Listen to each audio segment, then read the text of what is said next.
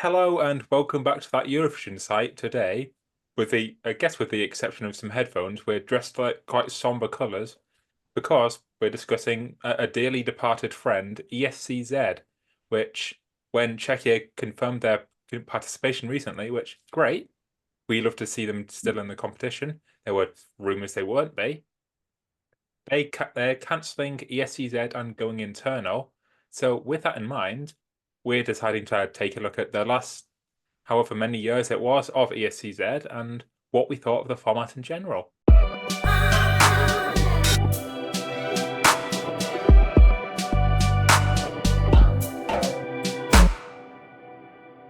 So, what did we think of the format in general? I mean, to call it one format is a bit of a misnomer. It's gone through some. It's one name.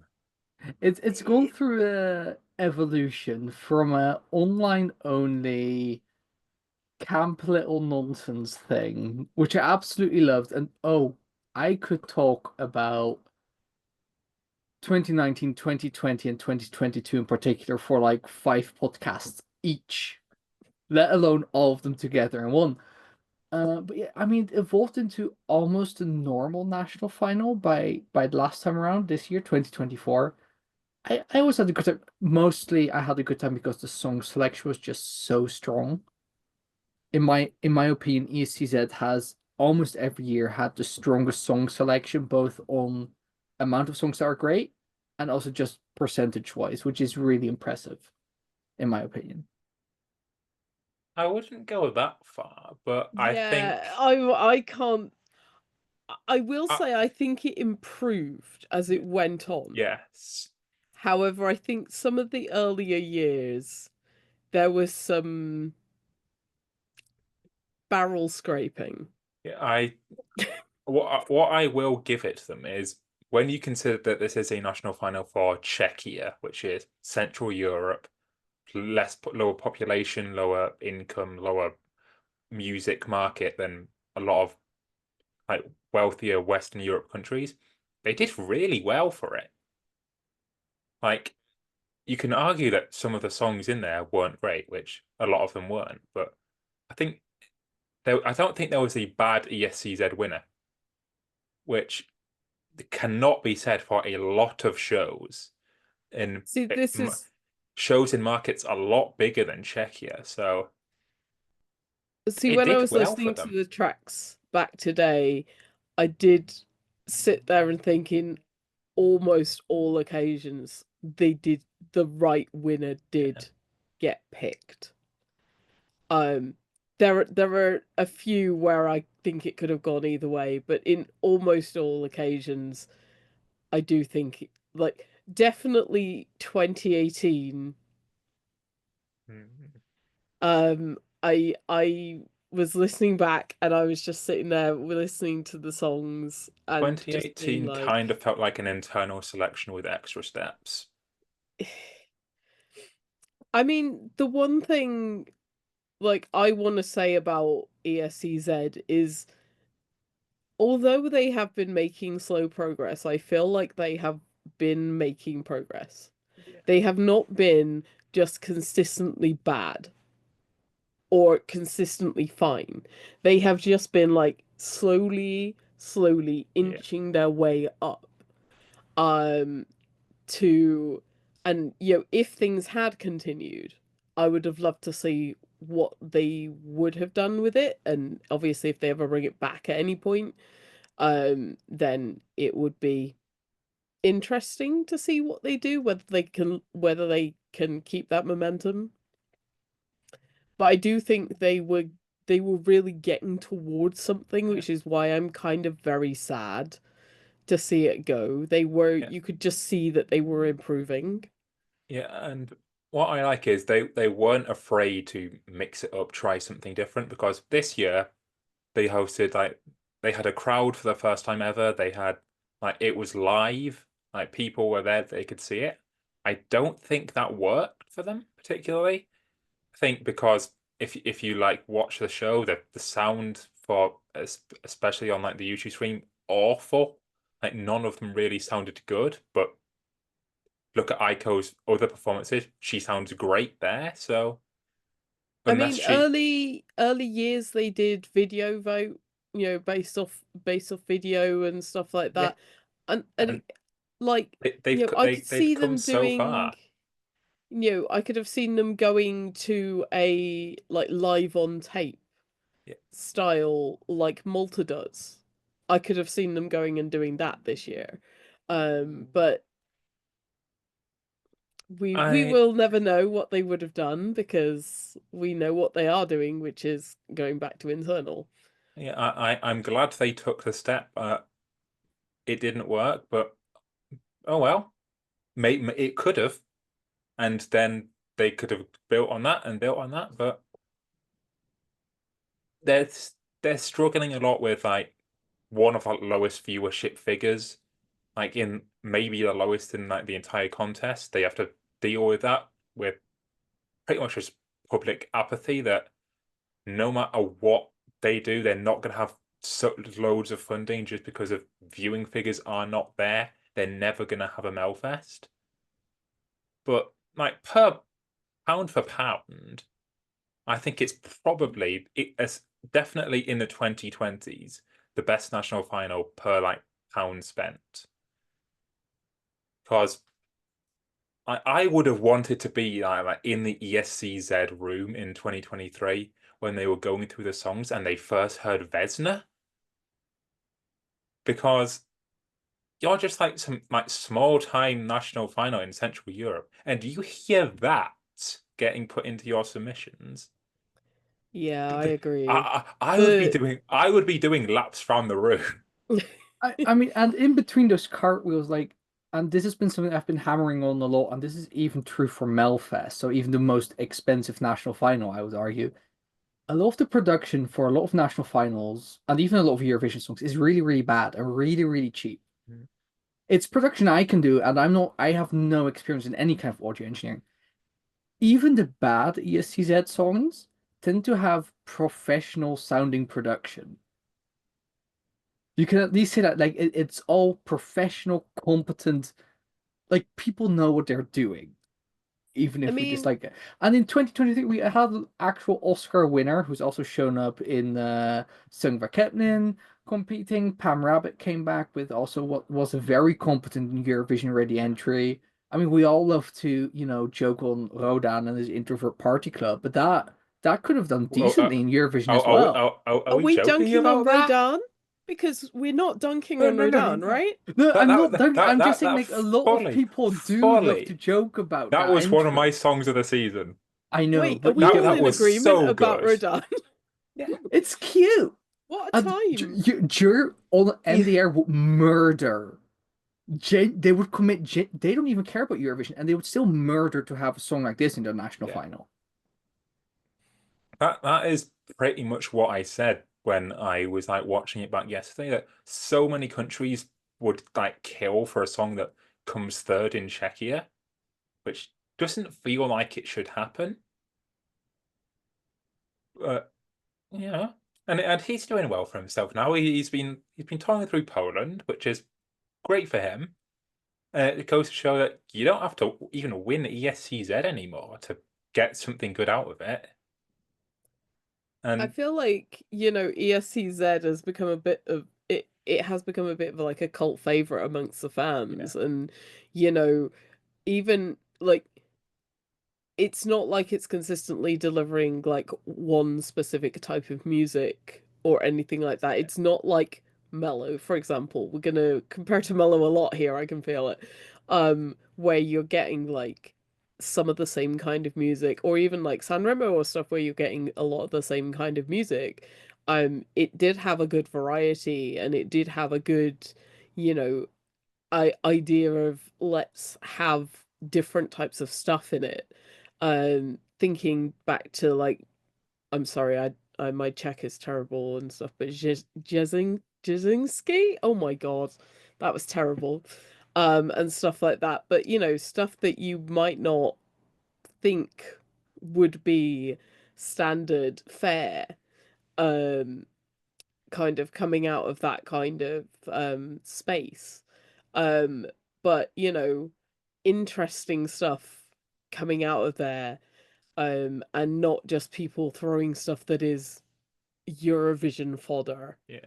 in inverted commas, towards a country that, you know, maybe doesn't have the good viewing figures and doesn't have the good budget and doesn't have maybe the same backing within the country.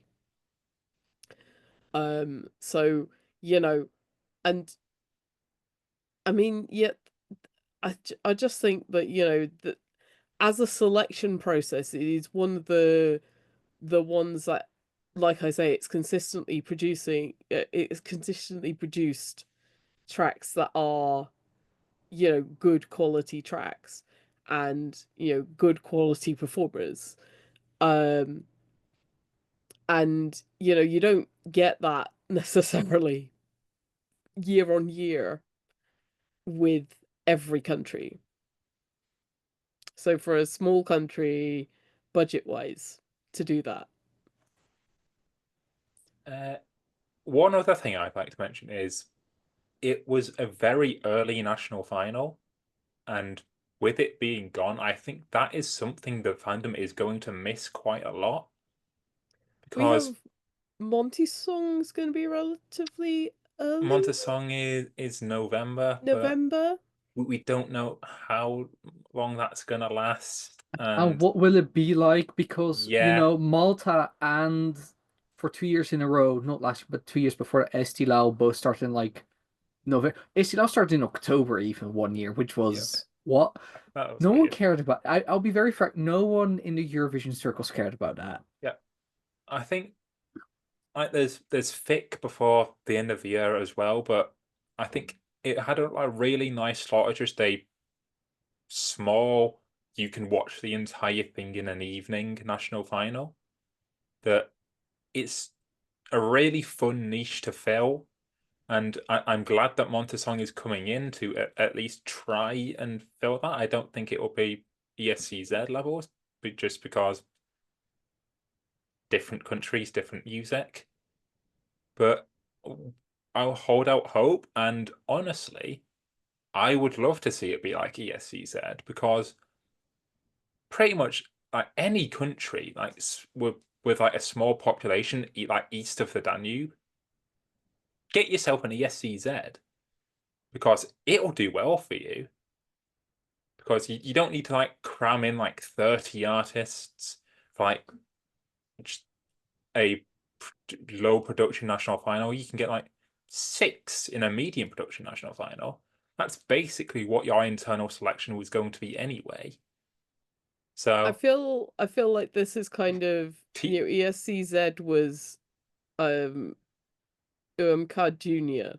yeah, A one shot, one night national final that basically you know, has a good variety of music within it. And obviously we're not talking the same scales. We're not talking selling out arenas. We're not talking about big budgets. But you know, we are talking that philosophy of let's narrow this down to the smallest, a small amount of songs, get people hyped about a small amount of songs. There are some countries, Lithuania, that could learn from this. Um and get people hyped about a small amount of songs, like the discourse on the timeline, people being like, oh yeah, like I am, you know, hyped for this track. I'm hyped for this track, and you had like, you because it's this smaller kind of catchment of songs, you're getting people kind of being yeah, like, oh, I'm team Aiko, I'm team Ellie, yeah. I'm team MIDI, whatever. And it was kind of like, it kind of felt like the end of a series of Drag Race or It something like that, where you have these like allegiances, and it was like, actually, you know, I kind of liked it. also, and it needs to be. I'm just going to repeat it again because it really bears repeating. The variety in the music presented in ESCZ really helped to show it off, and also the variety in the kind of artist, which I'll dig into in a moment. It really helped to both be a national final for Eurovision and the showcase of the national music scene. The Czech national music scene, and just the music is popular is quite old and interesting. My favorite example of that is back in 2010 or something when I was on holiday there, and I spent a day in Prague. I went to a record store there, and the CD from Apocalyptica, the Finnish band who also was the interval act when Eurovision went to Finland, had a sticker on that said, because this was a music store that was frequented by tourists as well, and the sticker on it said specifically for Czech and Slovak audiences. I'm like, what do you mean? This is a Finnish band. I'm a Dutch what? But it just goes to show how peculiar, like and I mean that just in a unique sense, how unique the Czech just general music scene is.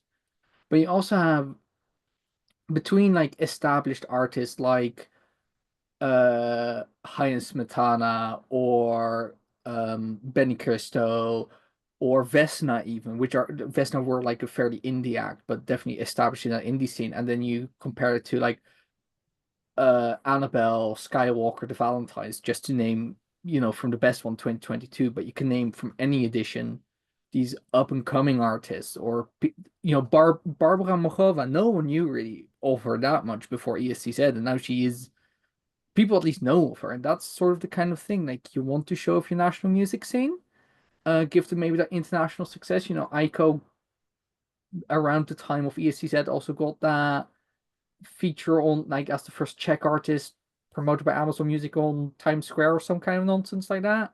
Like this is how you want to do that to really help elevate your general cultural scene on top of performing well in Eurovision. I know you've drummed on about this like in private for like as long as I've been here, but ESCZ 2022, it was great. It was basically here's a few songs, go nuts, and people went nuts because they were good songs. Honestly, especially if you have no budget, 2019 and 2022 are the two editions I would point at. Two broadcasters have tried to emulate that because 2019 had that. I mean, it was silly, but you looked up every performer in like that one Big Brother house basically for an hour, and they had to make a music video on a phone. And that did help them show their personality, some of like what kind of energy they would bring to the staging at Eurovision, which is also an important part. And it's much better than just putting them on a random tiny stage that you have standing around somewhere, called Malta again, and they just have to work with that and all the personality from this getting extracted. This is something Ireland struggled for a long time actually with their Eurosong as well. And 2022 with this sort of live on tape, plus you had the music videos beforehand, really helped to show off both what the bands could do live and what their visual identity and general identity was. And it's one of the most expensive feeling national finals I've watched, despite probably being shot on a budget of two crisp packets. Yeah, I think 2022 is, as I said, the model should be emulated. Like especially someone like Georgia, who's had like about 26 different selection methods in about 5 years. Like so something like vaguely consistent and in like engagement driven. Like we know Georgia can do music. When I looked at their list of entries last, which was like last week when we were doing Caucasus Discourse in the Discord, a lot better songs than I remember. Like that they're good. There's probably songs that didn't go to Eurovision that are good. So just get nuts. So get your like nationally mandated pop girly that every country seems to have. Get three other people, chuck them in a random studio. Armenia could do this with that warehouse they've got, and make like 4 or 5 songs, tweet out a voting link. You've got a bare bones national final that will get you some decent results if ESCZ is a model to follow. Yeah, I do think there is a big argument for these smaller. We see it again and again. Countries come in or say they want to do a national final, and they do the most flashy.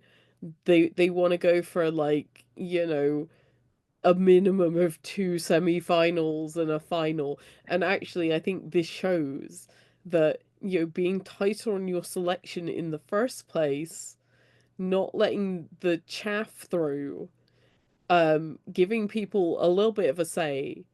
Like I know obviously there was juries as well in some editions. Oh But God, you know, the you juries.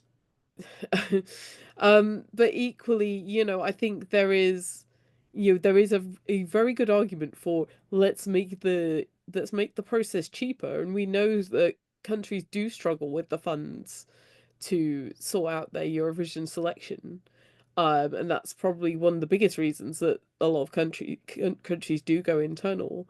Um, and obviously that's what's happened in this case. They've decided to put more money towards the final product and less money towards the selection, and very valid. I mean, when we look at what Czechia has been producing in like actual Eurovision, the staging has been pretty much up there, like with absolutely some of the best staging Yeah, for several years I'd say now. the And best staging this year and the you best know, use of the stage. yeah, absolutely. And I would say, you know, if the sacrifice of absolutely hiring whoever did that staging again is that we don't get an ESCZ, I will make my peace with that, you know, Yeah, because, you know, in the end, they do need to qualify, um, and they do need to get in the final, um, yeah, because we know what will happen if they don't, yeah. and the Yeah. sacrifice of losing the national final for that, it's worth it. It's a hard decision, but you know, definitely worth it. To clarify my oh God juries thing, the people who are on them, like actually being like relevant from Eurovision the year before. Great. I love seeing that Zara Gasper tanked Elise Moraz in the jury scores. The actual like power that they get. What the fuck was that jury split in 2022? Why did Annabelle get 1.5 jury points? What that No, Annabelle got 8 jury points, but got 1.5 point from the Czech and international public the because of how they split up the public versus jury. Like that's how. But yeah, it was complete chaos. why? In general, I have a lot of complaints about ESCZ and scoring, also with especially in the last two editions how heavily they weighted the Oh international yeah. viewing public, which Yep, can I agree. understand how they do it and why they did it, but I The think inter the different approaches international would have been told preferable. by a guy on Twitter how to vote public. That too. The one thing I would definitely say that I did like about the general idea of the jury setup is also in line with what Kitten said, and this is again something that I've said before privately and I believe also in public by now. A lot of countries, especially the smaller, like countries with smaller budget, have that the selection committee and at least part or all of their national jury are the same people. In which case the jury's double dipping, especially if they pick 40 songs. Lithuania. Why are you picking so many songs and then still have a jury say over it? But then it's the same people that pick the songs, so they're just double dipping. Why can't they just pick the 8 songs that they would select anyway? And then you can have other people have a say over them. If it's then just a pure televote, or you do it with like, oh, we want some international input. So whether you ask like Eurovision representatives, or I don't like heads of delegation, former or current, being jury members. Hello, Melody Festival in Germany. Um, but you can pick whoever you want, but that's what you have then the potential extra jury spots for. Just don't do the double dipping. And that's something that ESCZ has genuinely been very good on, because these are all songs I could understand why a jury would pick them. And that's also why I'm not too much dreading the internal selection. Because these are clearly the songs, these feel like the songs they would have shortlisted regardless every year. This feels like the songs that the Czech broadcaster would have shortlisted regardless. Who knows what they actually would have picked every year? But the fact that they abandoned it the way they did, the ESCZ format, makes me feel that they broadly agreed with how people voted anyway. And they were just like, this is costing us money to get to the same result. We might as well skip it and spend those extra €5 on promoting it on YouTube. Yeah. Last thing on the juries, when I was just like skimming through the editions, I absolutely love the mental image of Jay Aston from Bucks Fizz listening to Jasinski. I just think something about that to me is just hilarious. And obviously she ranked it last. So I want to know what she thinks. Obviously not very good. I want to put her in a room with Manija, who gave 12 points to Elis Mraz. Yes. It's I had like a great time going through all these jury votes because you know who the people are. It's not just like anonymous Estonian broadcast man won. We're looking at like Dardy Freya, like Go Away, Blind Channel. We were talking about their budget. They've got pull to get all these people in. Like that's like a song festival fest lineup. But it's the ESCZ jury. Yeah, and it's not even just the usual we show up at every Eurovision thing suspects. Like, it wasn't just like Kano, Nathan Trent, and Victor Krone, who've also all been there. Don't get me wrong, but Kazia Moj and Stick Rasta don't just show up randomly. Like they do want some convincing to put this effort in. And who knows what rock Katarina Duska was under before she got on the jury. I mean, it has felt to me, and this is absolutely based on nothing, that Czechia have probably been one of the more approachable delegations generally, and one of the more friendly delegations generally in this contest. This is like a hard thing to say, but like consistently over the years, they are not here for a fight, they are here to learn. Yeah. And this is the one thing that really does give me hope for an internal selection, is that they are going to take everything they've learned over these years and sit there and go, right, what have we tried? What did work? What didn't work? What did we struggle with? Money obviously being one of the things that we know. They would struggle with, they've certainly got talent, and they've certainly got people with talent applying for ESCZ. And when you think about it, even though they didn't qualify last year, there's still so many people getting excited about what Czechia are going to do this year. They are not in, say, like Moldova situation where everybody is looking at what Moldova did last year and having a bit of a despair and being like, big shrug, don't know what's going on here. They seem to be an improving, feedback forward, friendly delegation. And again, this is only from the outside. I've not been, inside the delegation bubble or anything like that, but they genuinely do seem to be the kind of people who are going to sit there and learn. And I think even if like the port is like the entire country, maybe Slovakia too, if they're feeling so inclined. But because this year Slovakian artists could enter, but even if their pool was just people that have entered ESCZ and not won, they'd still be spoilt for choice, I think. Because you could have like Judy, you could have Annabelle, you could have Pam Rabbit, you could have Barbara Makova, all like good I mean, artists, different artists. Look, even the Valentines and Skywalker, they fit right in with previous and potentially future Eurovision artists. Yeah, like they all fit into a rough area. Hai and Smetana are still making music that I actually quite like, to everyone's surprise, including my own. The one thing I will say is I actually think part of the freedom the Czech delegation has to be so good are actually budget constraints.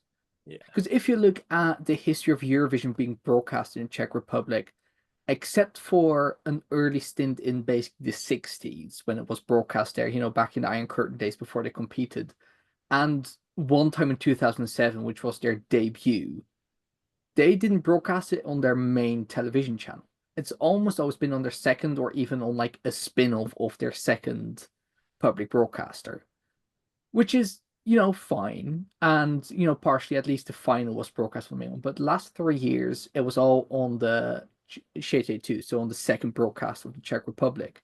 I do feel that's just a function of the broadcaster saying, okay, we just give you the minimum amount of budget necessary, and you guys can have fun with it because it's only 50,000 euros or whatever. I don't know the exact budget, but we give you basically no money, and then you can have fun with it because it's, even for us, despite us not being the richest broadcaster, it's fairly little.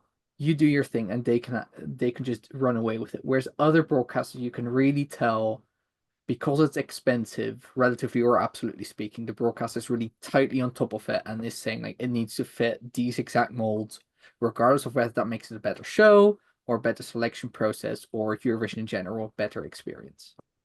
So I just hope they get to keep that freedom. The good, in that sense, the good thing is I don't feel that the Czech broadcaster gives any kind of fuck about Eurovision whatsoever. And it's just that small dedicated team that does, and that gets to have the creative control. But I do hope that stays the same. I think it often like clashes with ice hockey, because it's the Czech Republic, you're like legally required to show ice hockey over everything. Yep. So Yep.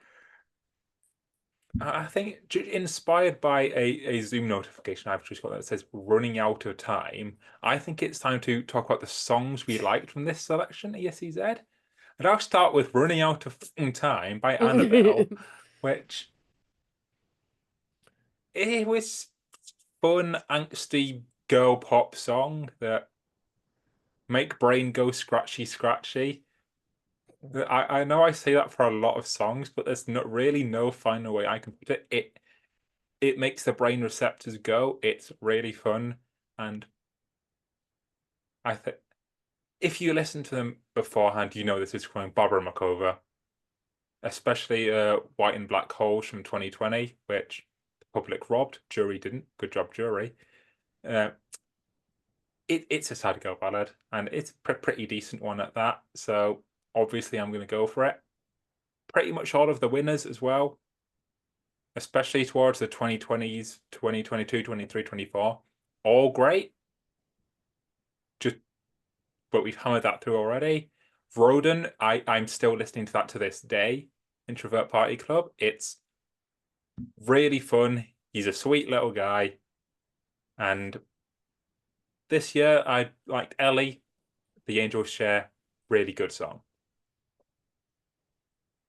Yeah, I think mostly we'll the same as what you said.